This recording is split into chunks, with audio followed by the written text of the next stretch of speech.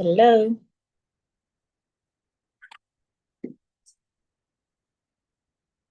can you hear me okay?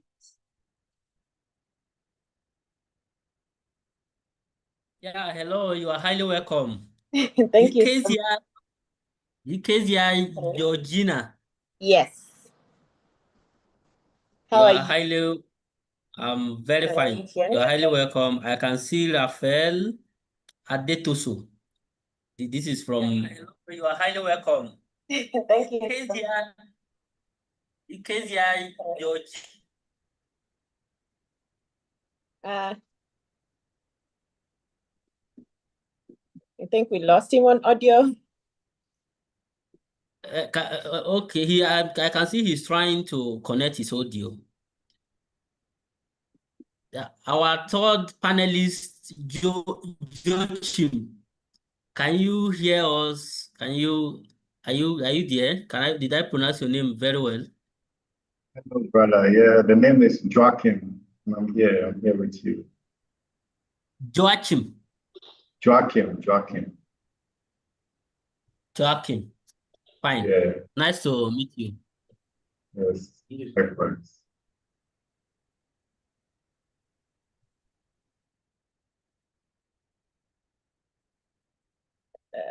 How is Ghana today? I see you are from Ghana, right? Yeah, I'm in Ghana right now. Well, it's a cloudy day, a little bit of showers, but it's a blessed day still. We give thanks. You are welcome to African Real Estate and Business Insight Forum. Thank you for having me today. Ms. Kezia, you are highly welcome to African Real Estate and Business Insight Forum. Thank you so much, Yunusa. I hope I am pronouncing that correctly. That is very well.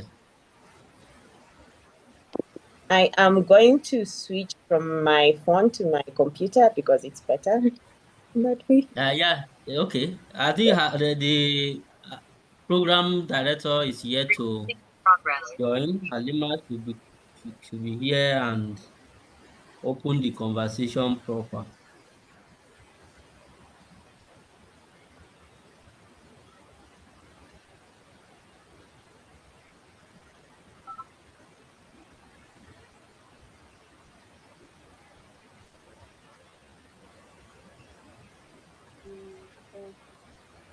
Hi, please just a minute. My apologies. I'm having network issue right here. I'm just trying to rectify it so quickly.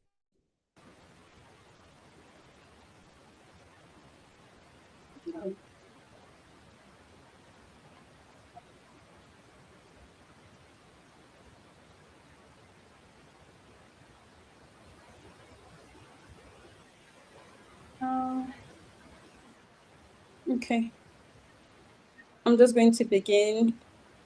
Thank you everyone for being patient with me. Distinguished speakers and esteemed guests. Please, I'll kindly request all our distinguished speakers to please turn on their cameras so that I'll be able to see them. Please, can you turn on your camera?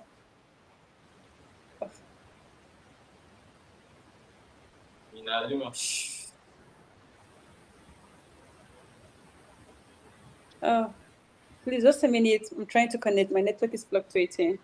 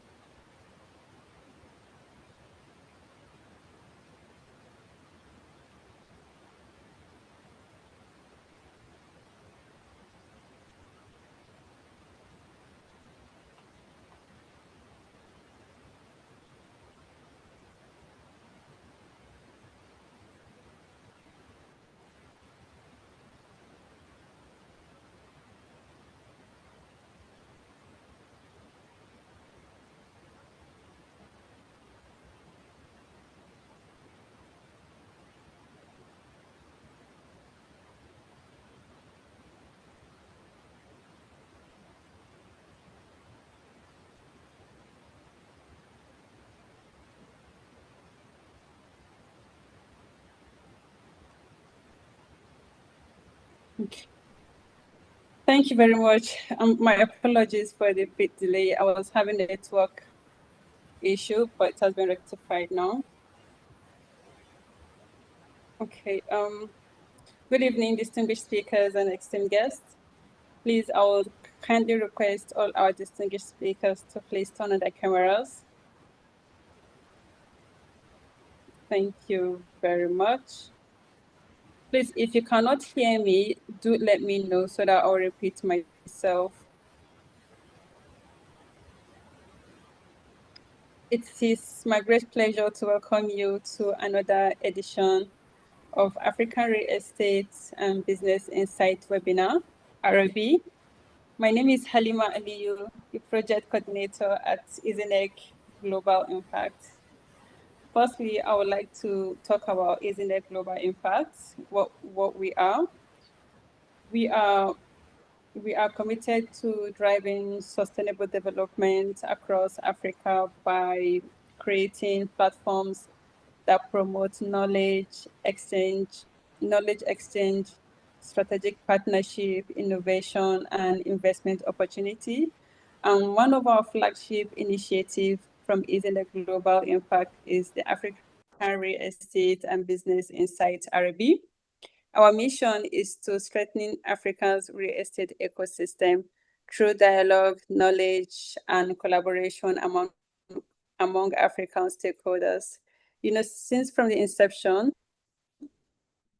RB has successfully hosted a series of insightful discussions featuring industry leaders, professionals, policymakers, academics, investors, and development stakeholders from Nigeria, Ghana, Zambia, Kenya, Rwanda, South Africa, Uganda, and Cameroon. Exchanging ideas, sharing diverse perspectives, and addressing the emerging opportunities and challenges shaping African real estate and business landscape. So for our today's theme, which is cities that work, reframing housing, infrastructure, and productivity as one system. This program will run for 1 hour and 15 minutes, featuring an engaging panel discussion followed by interactive questions and answers from our audience. Please, I will encourage our audience to submit any questions through the chat box via Zoom. And at the end of the program, our speakers will be able to address it. Thank you once again for joining us today. And it's my pleasure to hand over to our host, who will be our guide, and he will guide us through the rest of today's program and also introduce our distinguished speakers. So please, thank you, and over to you, AS Yunusa.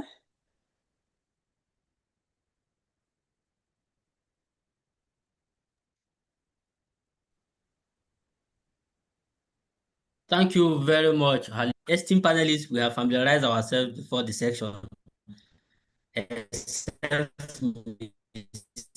Raphael, whose camera is off, and also I can't also hear him then. So once more, we are all welcome again to another edition of Africa Real Estate and Business Insight Forum monthly discussion. Just like she rightly introduced, we have heart-to-heart and one-on-one discussion around real estate ecosystem generally, to mine knowledge, data across Africa to strengthen the industry and makes us to work better. In this year 2026, we have had series of conversations around social housing, finance, urban development, and today we are going to look at what makes cities work.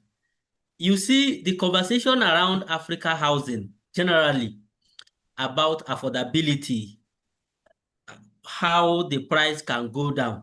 But beyond affordability, what of if the city is not functional? What of if the quality of the living is not okay?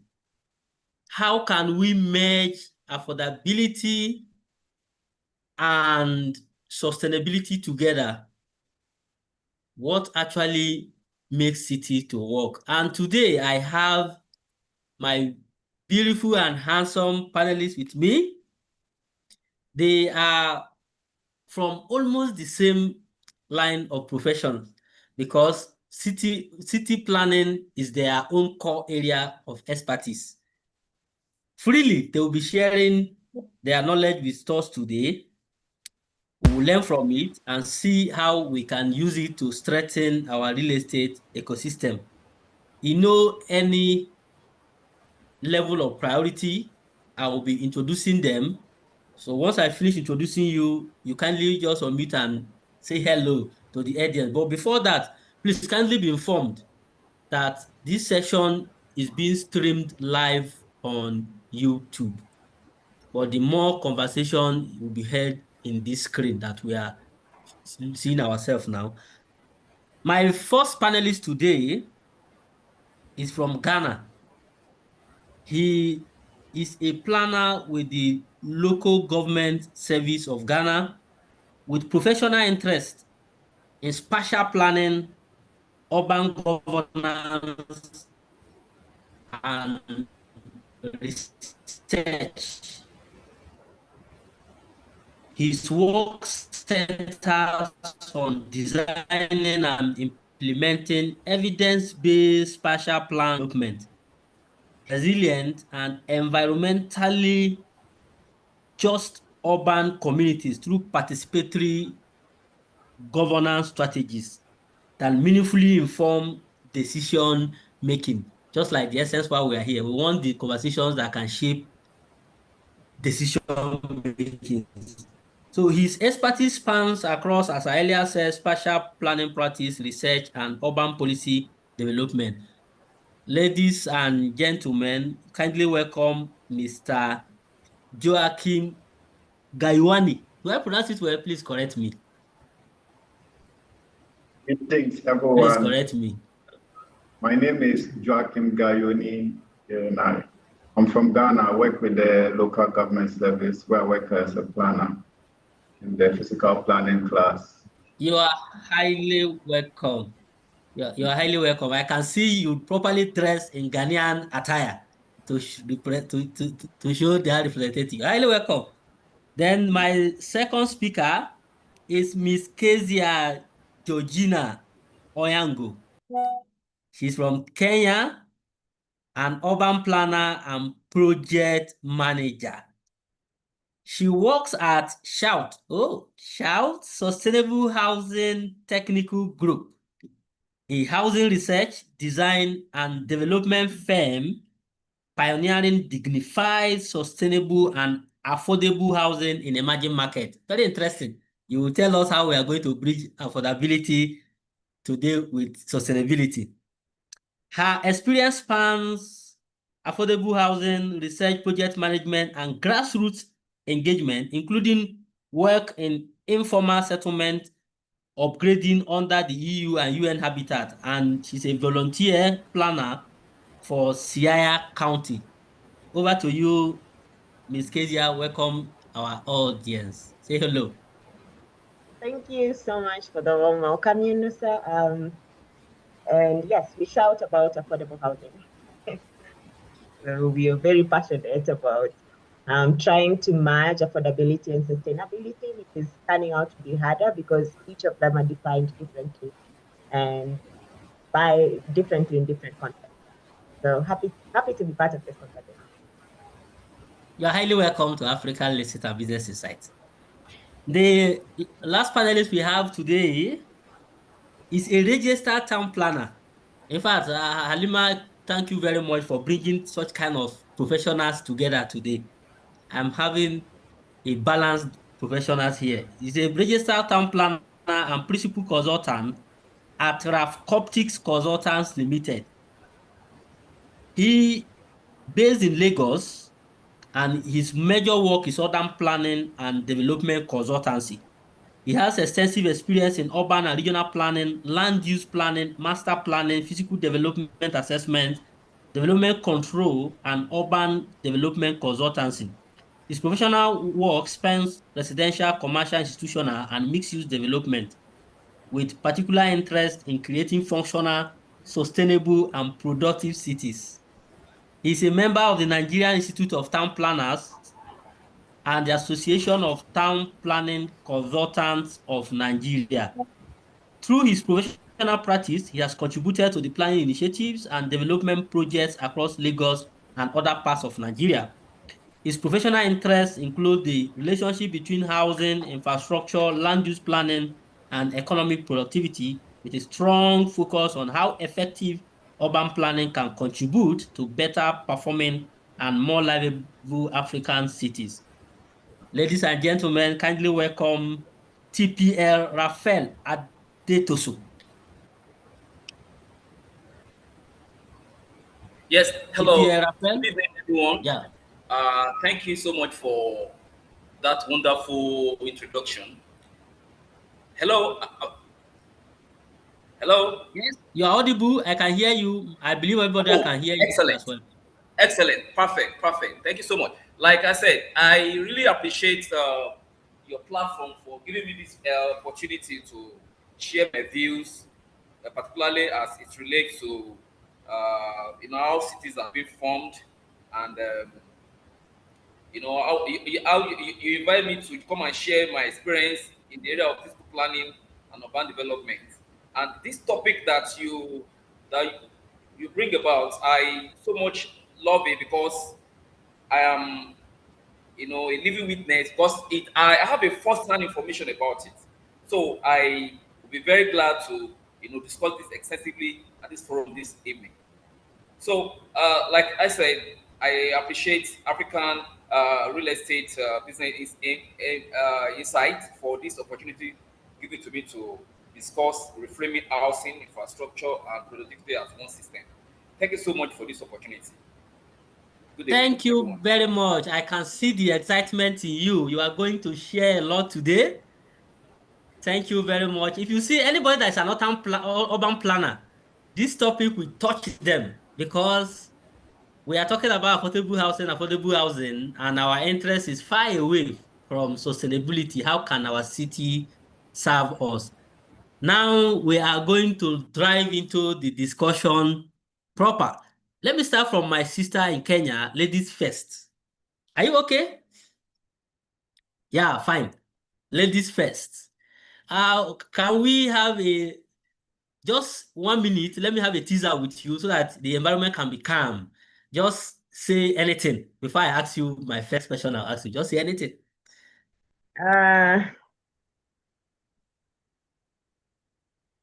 As of today, we are growing at rates that we can't really cover for. And so while we are having this discussion, most of the time we talk about how do we accommodate more people who are coming into cities, and how do we feed them, and how do they live, where do they live, how do we ensure that where they live is accessible to where they work. And I feel like there will be a lot more to talk about as we proceed. And while this is exciting, it's broad, and talking about it will never be enough because it will be back and forth, more discussion coming out of. Last we talked about climate change. Now we are talking about climate adaptation. We talked about our fragile cities. Now we are talking about resilience. It's a conversation that will keep going on and on and on. So happy to be part of it, happy to be part of the real estate development life and the built environment. And yeah.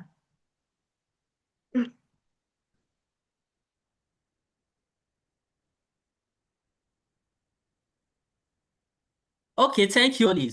Affordable housing is often discussed in terms of reducing the price of a house. But if you look at it critically, affordability is also affected by the location of the house, transportation to the house, utilities available, and access to jobs for those that are living in the house. So from your experience, what does affordable housing look like in an African city? Genuinely, what do you think it look like? I'll start to answer it two ways. First is I work with a company called Shout, I should mention, and Shout stands for Sustainable Housing Technical Group. So how we approach it is the group in sustainable housing is a group of technical professionals, which is a mix of urban planners. I am an urban planner, architects, and land valuers who all assess the potentiality of a project before a project goes to site. When you assess the potentiality of a project, you also assess the market and try to cost everything as per the market. Shout just doesn't address it from the demand side of it, because demand is where the numbers is trying to cover for. Shout approaches it from the supply and also the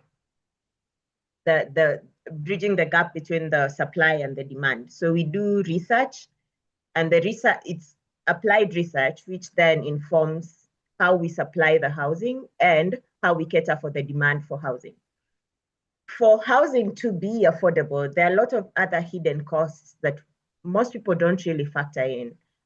Comes from the money you pay for rent, to the money you pay for transport to work, to the money you pay for food, and all the other small costs that go into trying to survive. I'd say survive.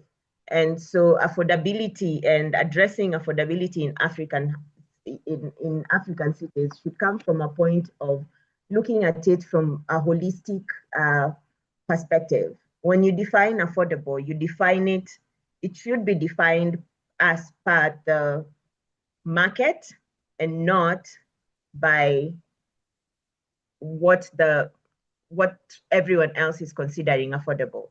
There are different ways you can define it. And so in one of the research areas that we did in the 3x3 pipeline that we did with Center for Affordable Housing Finance and with Demolish Insights, we noticed that in Kenya, for example, we provide two aspects of housing. There's the low-cost housing, and then there's the high-end luxury housing. And then in between, there's no housing that gets provided for these people who are in between. They cannot have, they are too good for low-cost housing. Okay, too good is also relative, but they're earning well not to stay in low-cost housing, and they're not earning enough to stay in luxury housing. So there's that missing middle, who are not really provided for, but they make up like 80% of the total population in African cities or in urban areas in general. And so if you tap into that market, then it means they're the average, and then that's what is affordable. That is what is considered affordable. And if you're providing with that in mind and with the math in mind, then you're providing for the people and for what your market defines as affordable. Thank you very much for that insight. I'll still come back to you. Let me travel to Ghana to meet my brother Joachim. My brother, just give me an icebreaker so that the tension will be down. Just give me 1 minute. How the whole before I give you your first question. Just 1 minute. Oh.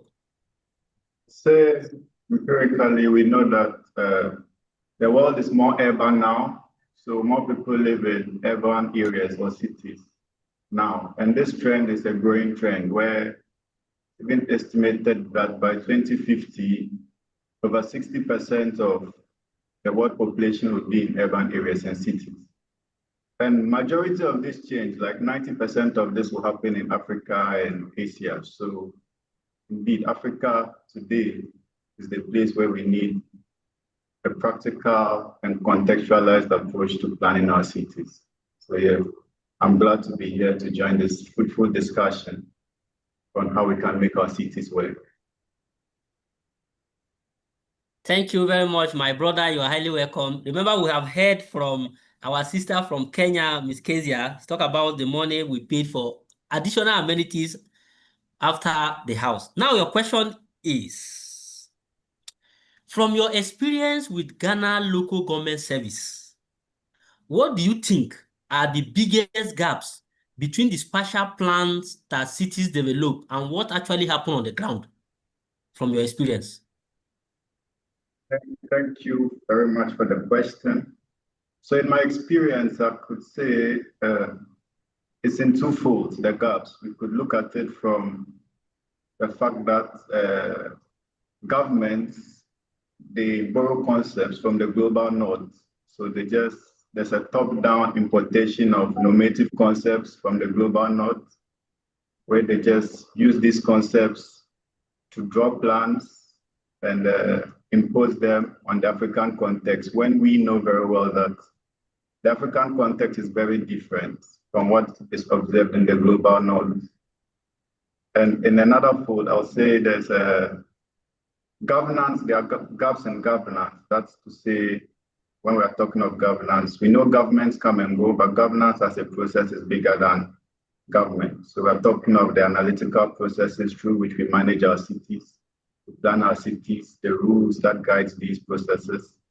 And in these governance processes, there are gaps where we have central government sometimes superseding on local governments, where it defeats the role of the local government, which basically is to capitalize on the localized strengths of a place.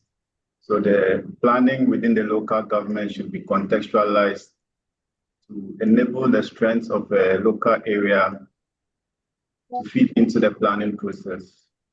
So on both sides, we have this direct importation of global north frameworks, and also we have these gaps in governance that really challenges the planning process. And in the end, we're unable to see coherent planning or like contextualized spatial development in the African context. Thank you. Thank you very much. You speak in line with what everybody talk about, most of our challenges. Aside housing, in Africa, we are known as consumers, and anything we took from the foreign land, we try to apply them to our problem when we have problems that are special to us. And from what you share to us, we just obtain this data from the global world without conceptualizing what is workable in our own local context. Thank you very much for hitting that point on the head. I'll still come back to you. Let me come back home to my brother from Nigeria, Mr. Raphael, sorry, TPA Raphael. 1 minute teaser Okay. before I give you a question. Okay. I didn't hear you well. You said what? 1 minute teaser. Just give 1 minute teaser. Just talk 1 minute to calm yourself down before I ask you my question I want to ask you. Okay. Yeah, good afternoon, everyone. And thank you to EasyNet Global for this platform. My name has been introduced is Town Planner Raphael Adetosho, registered town planner and principal consultant at Rafkubi Consultant Limited, Lagos. Today, I would like to speak on the cities that work, reframing housing, infrastructure, and productivity as one system. Because the truth is, the future of African competitiveness will be decided in our cities. And right now, too many of them are not working. Let me start with this question we all fail. Why are cities struggling despite billions we spend? We have housing estates without roads. We have roads that lead to nowhere.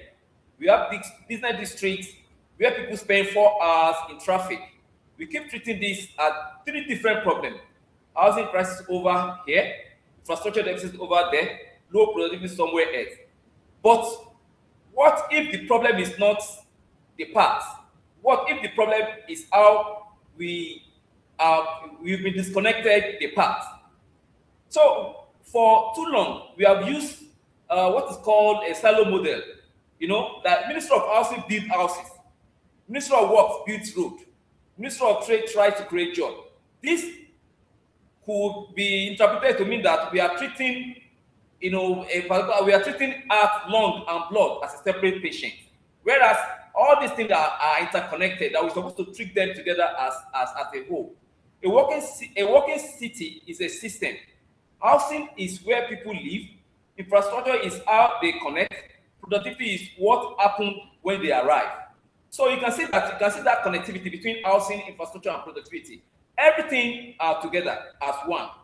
But when we now treat them as individual, like we treat them differently, then we'll be having this problem that we have.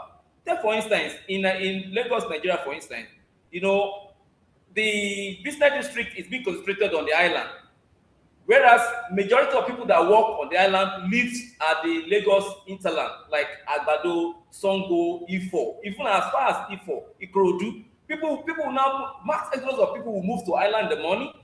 Mass exodus of people will disperse from island in the evening to the hinterland.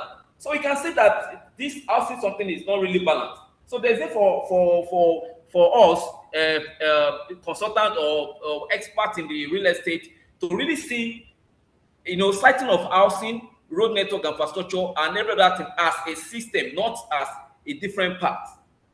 So I think you could just give me that to your question now. Thank you. Thank you very much. As I said earlier, I can see the enthusiasm in you concerning this topic. You are pained, but don't worry, today we are going to have a headway. Now, my question to you is this.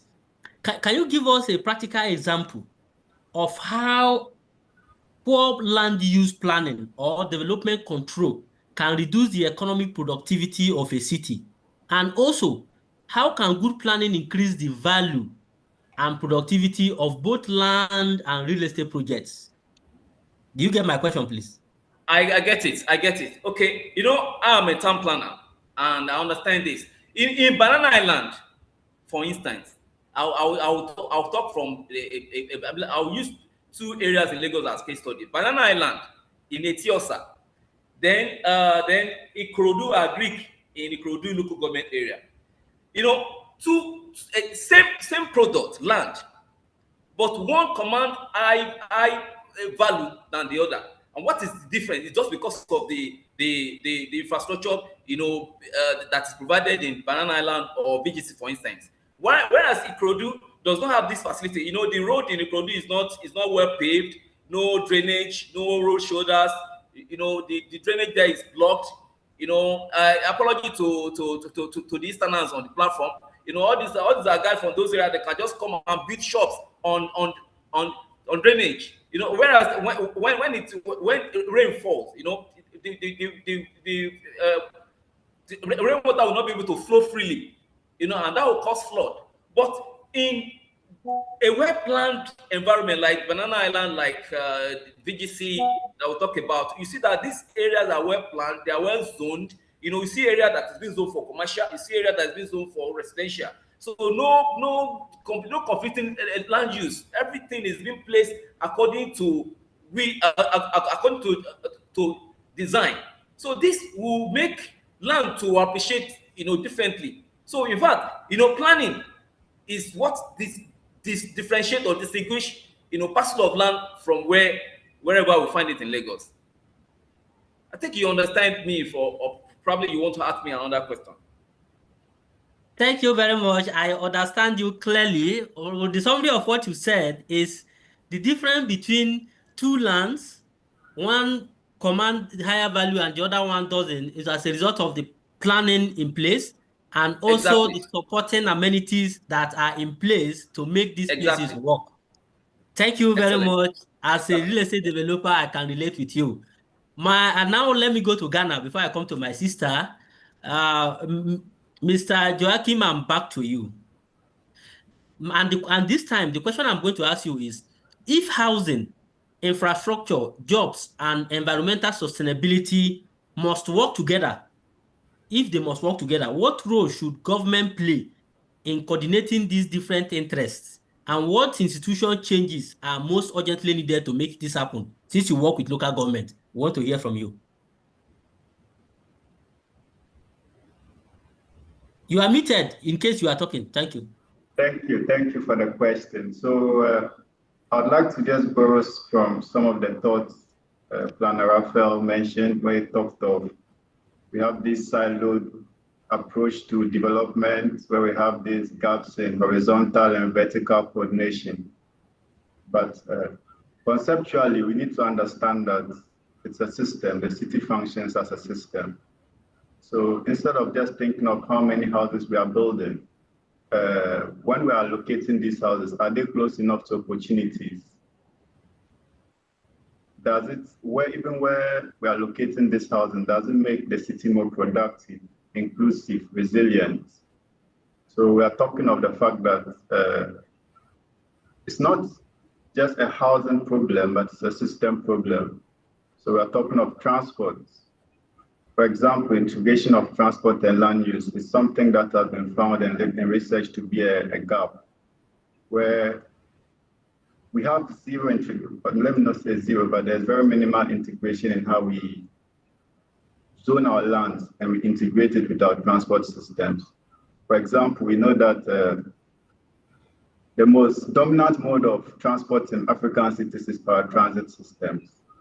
But you find out that when we want to develop systems around our cities, we import projects and we develop them, most of which end up being abandoned. I can give an example where in a city in Ghana, Sekendi Takrade, there was a suburban railway line developed, but now it doesn't function. It's just a reflection of this siloed approach to how we develop and how we roll out projects in our government sectors. So when we are trying to do these kind of developments, we need to understand that water, transport, housing, energy, they are all a system, and cities are engines of economic development.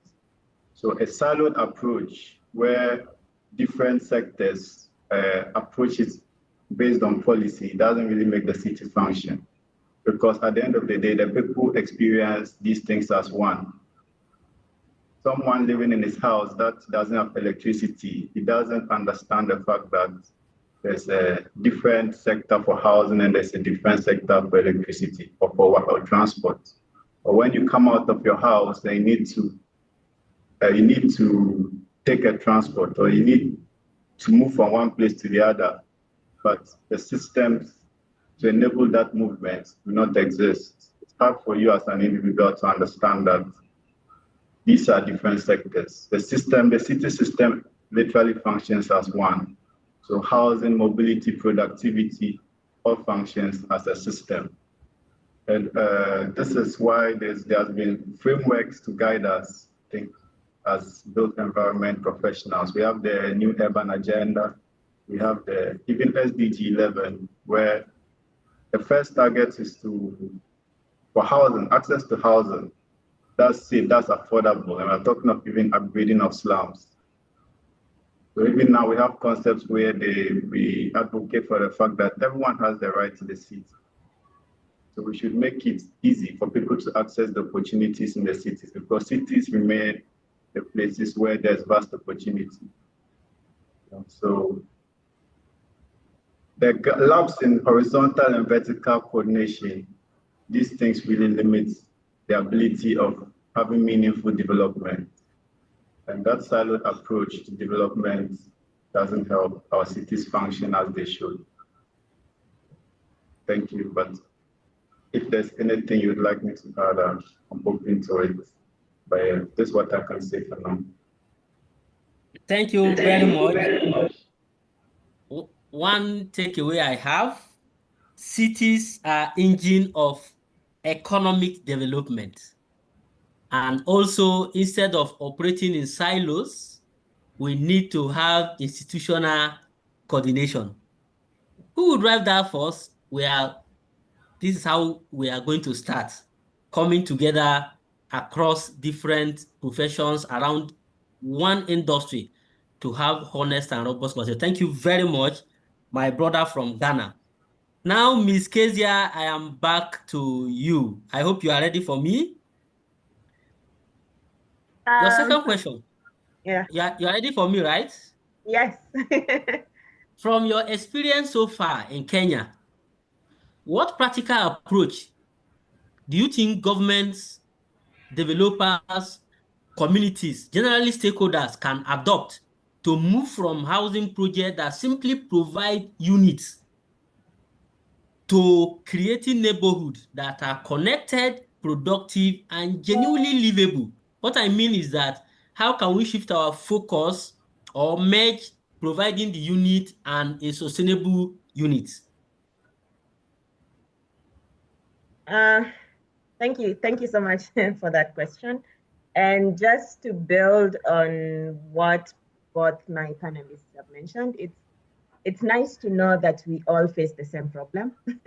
I was recently in Victoria Island, and Rafael is very right. You work in Victoria Island, but you stay in the mainland, which it's logic. Like the math is just not mathing. But from my experience, what we've done, for example, with Zima Homes, is provide homes that have that have courtyards. And so we lay the infrastructure first, which is basically planning. Lay the infrastructure, which is the septic tanks, the electric lines, and the sewer infrastructure, the electricity, and the water infrastructure. Lay them and then build the blocks. So when you build the blocks around courtyard, such that whatever addition that goes into the plot of the building you're putting up, you maintain certain aspects of it, like the courtyard, like the trees. You're very keen on things that you are willing to let go of and things that you're not going to compromise on. And that is how we've done our Zima homes. It's the courtyard apartments around the infrastructure has already been laid. And so these provide units and create neighborhoods that are still connected. They're productive in a way because outside of the courtyard, there are shops that are slowly coming up, and so beefing up the whole area. And the road infrastructure is also developing alongside what we've already built. And the other thing is when you go into our unit Zima, which I will still use it as an example, you walk in and you completely forget you're in Nairobi because it feels homey and it feels very grounded in what you'd call dignified, affordable housing. Thank you very much. If I get the summary of what you are saying by incorporating our designs. I can send a sample of what we wrote about it. I'll paste it on the chat on courtyard apartments for your reference. Sure, yeah, thank you very much. Thank you. I think also when Halima will add you to the platform of previous speakers, because we have this culture of adding previous speakers to a platform that we can continue sharing knowledge. You can also equally share it there so that other speakers previously can learn from your wealth of experience. Thank you. At this point, I am coming back home again. My brother TPM Raphael, I know you have relationship with policy making because of your relationship with your association. So now your final question is looking at how cities are growing, like rapidly growing cities like Lagos and other African cities that we know, like Nairobi, Accra, and the rest. If you have the opportunity to change three things about how we plan and develop our cities today, what would they be and why? Yeah, thank you so much for this wonderful opportunity once again, AS UNICEF. There's a concept going on in physical planning now. It is called a 15-minute neighborhood. And what do I mean by a 15-minute neighborhood?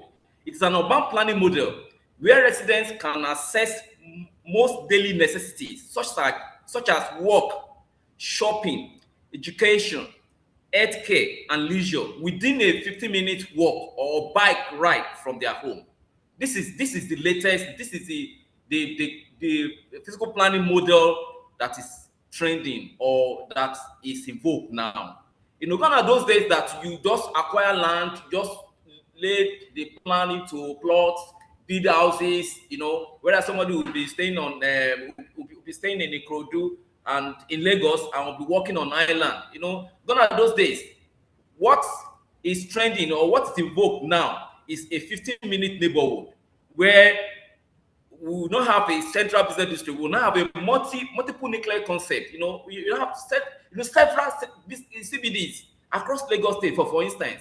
Do you get? So by the time you now create, an estate or a residential apartment where you can walk, then it can be your shopping, then your children, your kids can go for their educations, where you can access healthcare, or you can also do leisure within 15 minutes of walk or bike ride from your home. Then this issue of 4 hours in traffic daily amounting to 20 hours productivity hours lost per week will have been addressed. So as a town planner, I had an opportunity to speak on this recently at the Association of Town Planning Consultants at a conference that we had, and I presented this model, a 15-minute neighborhood. So we need to just design our layout, our neighborhood in such a way that you can just take a walk from your place to wherever you to where you can walk, to where you can do your shopping, to where your kids could do their education, to where you can access your health care, and to where you can do your leisure. So that is what is in vogue now. That's what is trending now.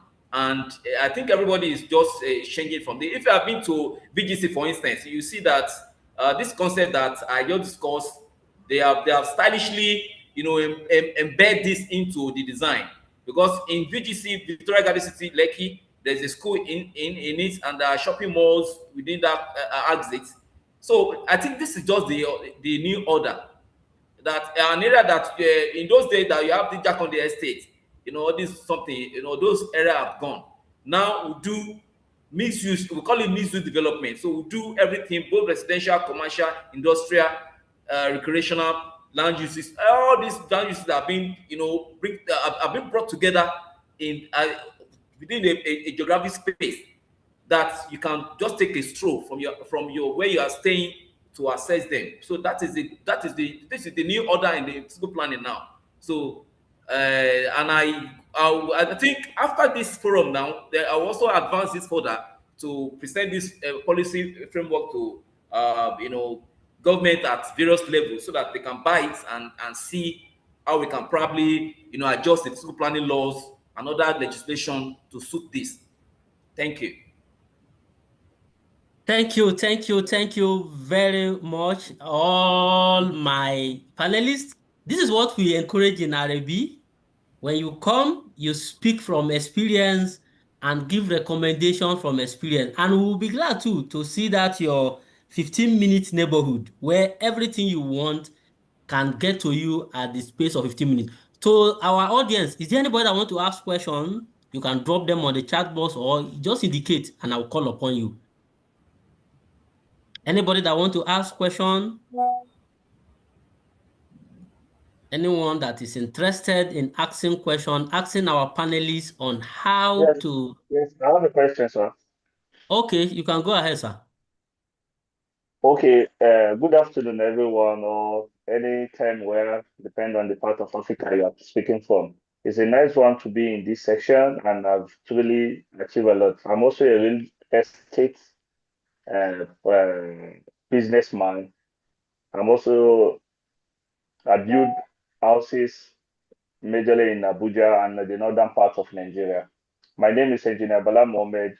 I'm working as Chief Operating Officer in Student Concept. I'm a speaker in Kenya, Ghana, and Lagos. Thank you very much for your contribution to this.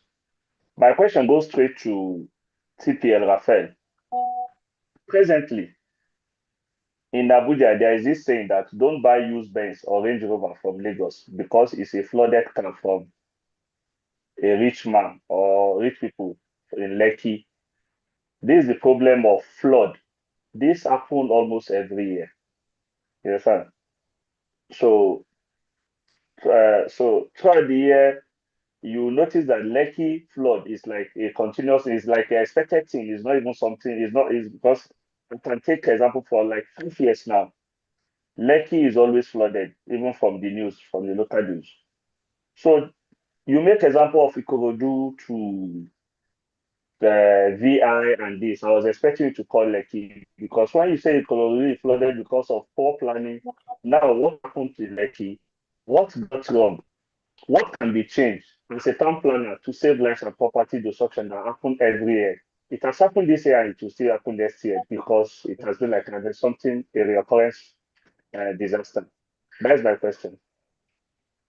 Why? Okay, What yeah. gets wrong? What can be changed? Yeah, thank you so much, Mr. I can see Balimovic. Okay, Okay, no problem. you pardon me Yes, yes. for No it's problem. okay. That is fine. That's fine. It's my stage mate. It's all right. All right. You see, I'll just give you a scenario. Let us assume that Lagos is 100 square meter. Hypothetically, Lagos is 100 square meter. Okay, and in that 100 square meter, water needs to take 50 square meter. Are you getting it now? Yes, I'm getting it. And in that and per square meter per human being is 2 square meter. You know, like Okay. Lagos 100 square meter. Are you getting that Okay. analogy Yes, that I'm I'm getting giving the you? analogy. I'm getting it. So Lagos is 100 square meter. Water is 50 square meter, meaning that we are left with what? 50 square 50 meter. square meter. Yes. And human being is 2 square meter. So meaning that 25 persons were supposed to stay in Lagos based on this my hypothetical analysis. Yes. But in this case, 25 person is not staying here. What we have here is 100 person. You know that this human beings, they're the one that make what is called flood. Hmm. If you don't understand it, let me tell you, flood is being manufactured by we human beings because we're going to build and we're going to have roof. The roof, rain will fall on the roof, and the roof will now, collect all this rainwater together, will now make a flood. Now, in a place where we're supposed to have 25 person, they will now have 100 person. So there will be problem. There will be, these human activities of about 75 person will push water to where water does not belong to. But water can fight back. Water is fighting back, and that's why we have flood. Water is fighting back because we have. Imagine these eco-Atlantic cities. Like the project as lofty as it is. In fact, I don't know why would we now Sanfield Atlantic Ocean to certain kilometers into the ocean just because we want to build something. That project in the long run will see experience flood. So coming back to your question now, we human beings, we developers, we residents, we people that are staying in various houses, we are the one that manufacture flood because we have pushed water to where water does not belong to. But water will slowly find its level, and that's why we have this flood. Now, the Lekki that you talked about, Lekki, what is the total square meter of? Total square meter of that Lekki? Just a small area of land, and people are now developing that. They're now expanding it. High rise. How many floors? Like Lekki, for instance, the Admiralty. They allowed how many floors? About 20 something floors in those areas. That is density. It's that those areas are being densified. So those high density areas are prone to flood. So, but why can't we just have this 15 minutes neighborhood that I talked about? Rather than we concentrating business at a point, let us spread it. Let us spread. Lagos, for instance, could take advantage of Ogun State. Do you understand? They could take advantage of Yes, Ogun State. I'm getting it. So rather than now concentrating everything in Lagos mainland, let us spread out and just have infrastructures. Ikorodu will serve this purpose. Ikorodu will see extend towards Jebode, extend towards Ekpe. This concept now is what is making Ekpe to be, an hot cake now in Lagos, because Ekpe extend towards Jebode, And because Lagos is choked up already. Lagos is choked up, but people still want to live in Lagos. So Lagos has the population of in urbanization and high population. Imagine a plot of land that will not have like how many people on a plot of land. So we can't compare the density in Lagos with that of Abuja. Abuja has space. In Abuja, you can see spread towards Nyanya, towards Nasarawa, it can spread towards Niger State, it can spread towards Benue, it can spread towards, but Lagos is choked up, it's compact. But rather than government to come up with something called Lagos Ogun Boundary Towns Commission, Lagos Ogun Boundary Town Commission will solve Lagos urbanization problem.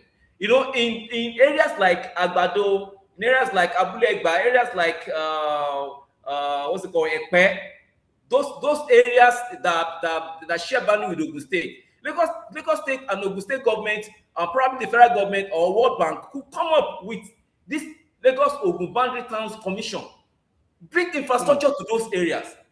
The issue of housing, the issue of flood, the issue of urban problems will be taken off from Lagos mainland, and those areas will absorb it, and will now have a balanced, a livable cities where we can practice this 15 minutes neighborhood that I talked about earlier.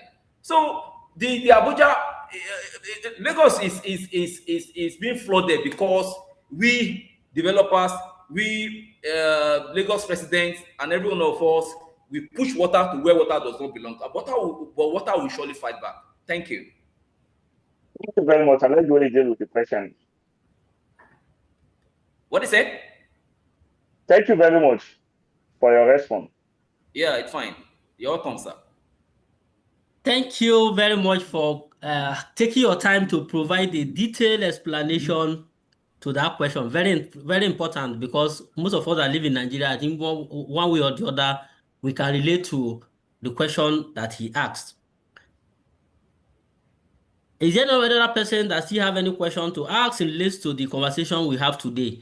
I believe by now you can see my screen. We have an upcoming Pan-African Leadership Program that I just display on my screen. So if you have young people that are interested in developing a leadership skills, you can kindly share with them, let them register for this our 7 weeks leadership program, Pan-African. Because what we believe is that when we have better people, they can build better industries. And leadership is one of the missing gaps we have in Africa. And we want to use this opportunity to groom more leaders that can lead more industries effectively. So I believe you can see my screen. And also, if you want to learn more, you can visit easynetglobal.com, or you can visit any of our social media handles to learn more about the program. The program will be closing either probably today or tomorrow. So tell them to register. It's Pan-African. We are targeting over 10 African countries in this leadership program, and it's only for 50 people. So thank you, our audience, for listening, and most thank you to our panelists. Now we have more insights how to plan our cities better, because living alone in a place is not the issue, but live where everything you have to do is closer to you. You can easily do them. And today we have more insights. I have learned 15-minute neighborhood from TPL, and also courtyard design from Kezia. If you want to learn more about courtyard design, she dropped a link there in the chat box. You can follow the link and also learn more about the courtyard design. At this moment, I have to say thank you very much for coming to this our August edition of our Pan-African conversation around real estate ecosystem. Next month, we will come back again, and we are coming with another insightful topic. I'm AS Yunusa, and at this point, I can say bye-bye. I'm handing over to Ms. Halima to wrap up the program. Thank you very much, AS Yunusa. As we come to the end of this insightful session, I would like to extend my sincere appreciation to our distinguished speakers for sharing their expertise and valuable perspectives. Also, once again, I would like to thank our host, AS Yunusa, for guiding us in today's session and discussion. To everyone who joined us from across Africa and beyond, thank you for your participation and engagement also. Your presence and contribution continue to make RIB a valuable platform for learning and collaboration. So in regards to what the host just mentioned earlier on, please do visit our social media platform. It's EasyNet Global. EasyNet Global. Also, if you're following us on LinkedIn, we're going to be posting it on LinkedIn also for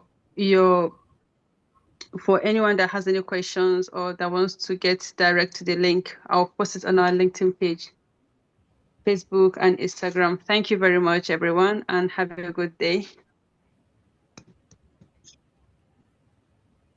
Thank you, Thank you. Alim. Thank you. Yeah, Thank you. so much for having me on this platform. So Appreciate thank you, sir. Thank You're you. welcome. Networking session, you can meet yourself and network, have conversation among yourselves. Thank you for having me today. And it was a fruitful discussion. So, Joachim, you're welcome.